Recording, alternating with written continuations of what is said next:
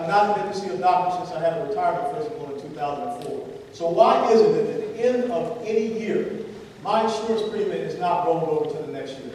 Or why is it that that money is not refunded back to me? Or why is it out of the benevolence of my heart, I can take my unused premium and provide that to another deserving American, because we do have a lot of uninsured Americans in the 22.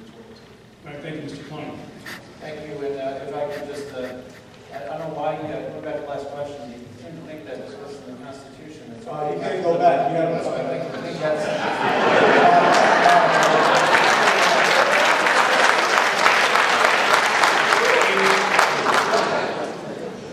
The healthcare bill, certainly having been in small business over the years and having that fight, as many of you have had with the health insurance companies over the years, this has been an ongoing fight, and it's a situation that cannot be sustained, not only for small businesses, but for our large businesses that compete in the international market.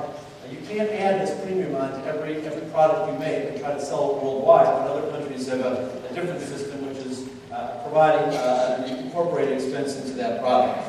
But what was right, certainly, about this bill is that we certainly focused on the areas that I think were the most important. And that is, a whole lot of people out there were dealing with pre-existing conditions.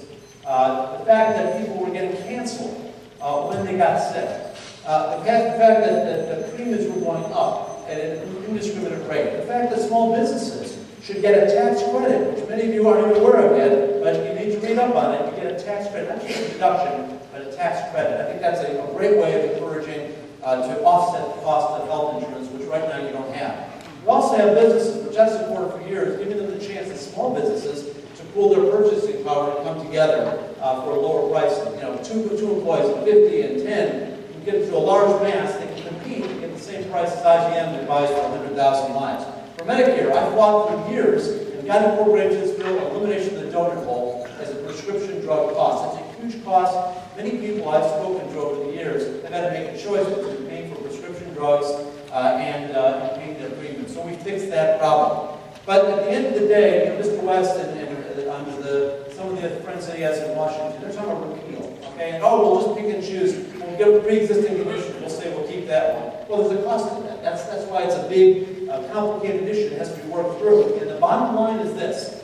We need to take this issue back from the insurance companies. They've been running the roost for too long. This whole way the insurance companies try to go, it's a Medicare, it's not a Medicare cut on benefits, it's a Medicare cut on insurance company profits. That's the bottom line. I will do whatever is necessary to make sure that Medicare is protected no matter what. I've always done it, I always will.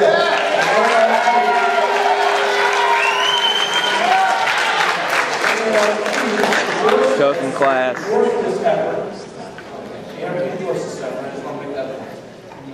One of the things I think that we need to understand, the government does not have the right to tell an individual American citizen that they need to buy a private sector product. Neither should you. So that's one of the things we need to do. The other thing is we are already seeing health insurance premiums go up. A lot of people are talking about that already. This thing is starting to unravel. And the fact that we are now seeing that there are people coming and asking for waivers from being involved in this healthcare law. McDonald's being one, and I think the teachers union being another. And the most important thing that I think we need to bring around small businesses, we've got to allow small businesses to pool together so they can drive those healthcare rates down. But once again, it comes back to breaking down the hole that the insurance companies have. We've got to bring back the sense of competition. We have not allowed that to happen by having these state-by-state boundaries, and we've got to open it up so that you can be in charge. Mr. Klein, Schooling is in the bill, so I'm glad you agree with that. And certainly most of the benefits that most people know will kick in over the next couple of years. A lot of people, businesses, and others want to have the time to make sure that they plan accordingly, and I think that's the right thing to do. The other thing that I've said all along is, listen, Medicare wasn't born in a day either. Neither was Social Security. Medicare was planned out, it was fought. Most people who fought against it are fighting this bill as we speak. The same mentality is fighting it. Medicare was improved over the years. So yeah, I had a chance to meet with some local farmers. They said, we have a unique situation because of seasonal workers and how we provide insurance. Can we talk? Absolutely. That's why there's a couple-year rollout. We've already started the process of listening, learning, and if there are things we can do to make it better, I'm committed to doing it. all right. Please, hold your applause. At the end, you can pause and go crazy and do everything, right? Douglas, you're up. Let me go back to the deficit. Given the way the federal budget is structured, the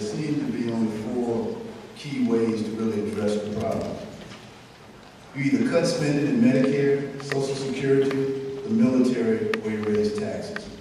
Which of these four are you prepared to do in the next term of Congress? Well, I do not believe that we need to cut anything as far as Medicare or Social Security. As a matter of fact, one of the key things we need to do with Social Security is get it back into the independent trust fund account where the politicians took it out and they raised it for all of their special projects and poor parent spending. I think most importantly, we got to get Americans back home so that we can replenish Social Security. That's a critical aspect. As far as Medicare, we have to look at the stovepiping of those parts A, B, C, and D. We got to make sure that maybe we can find ways that can be more cost beneficial. We have to look at how we can make sure that it is not about pay for fee servicing, but how we can focus on the outcomes thereof. So once again, we got to get rid of that fraud. I do agree. If Congressman Klein is not up there next year, I will continue on with pushing for that Medicare fraud. But I think that when you talk about the military spending, and this is something that I think is so important, we need to have military spending that is focused on the 21st century battlefield, and not military spending that is focused on putting money in the pockets of the defense military industry. And I have seen that, first and foremost. I think it's so important that we get there and understand what are the right type of weapon systems that we need to have on the ground.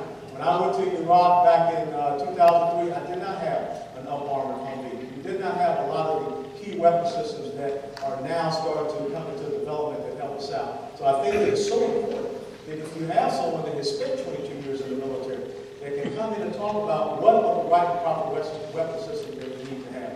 I think we have to get away from this nation building and this occupation style warfare, which does drive up the cost on the defense side of the house. We've got to get back to what I call strike operations, where we understand how we deny the same sanctuary, where we cut off his flow of financing men, material, and we isolate him.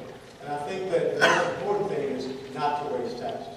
Because if we continue to put the burden on the American people, we will stagnate and destroy this economy.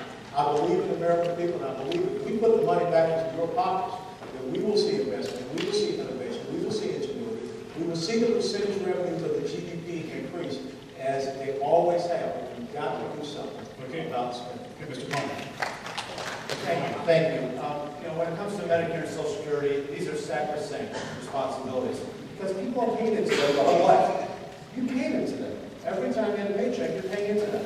And you want to know that when you get to your senior years and you get to the magic age, you're going to have a check every month, and you have the choice of doctors and hospitals and things like that for a dignified, respectful retirement. So this notion of, we have to cut and we're not going to make those, you know something? If it's a national priority, let's make it a national priority and literally put it at the top of the list. And that's what you have to do to make sure that Medicare and Social Security don't have to be cut or reduced or anything else. Military spending, I would generally agree with Mr. West that I think that we have a lot of systems in place that there are a lot of reasons why they've been here historically or particular companies that got contracts. We don't have time for that anymore. We need smart people at the Pentagon helping us understand what are the tactical ways we're going to fight. We're not fighting World War II wars anymore. We're fighting tactical missions. That's why the notion of Afghanistan, the direction of Afghanistan, I was over there about 6 weeks ago with the Democrat Republican group. We met the General Petraeus for an hour and a half. And he talked about the fact this is his toughest battle he's ever fought.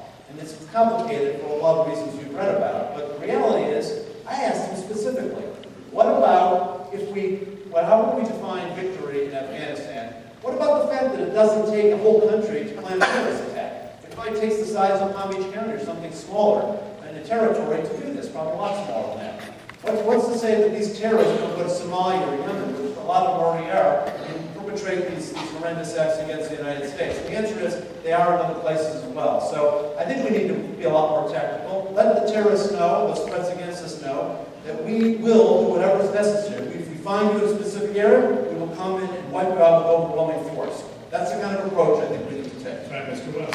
And that's absolutely right. And I've been on the ground there, as I said, in Afghanistan for 2.5 years.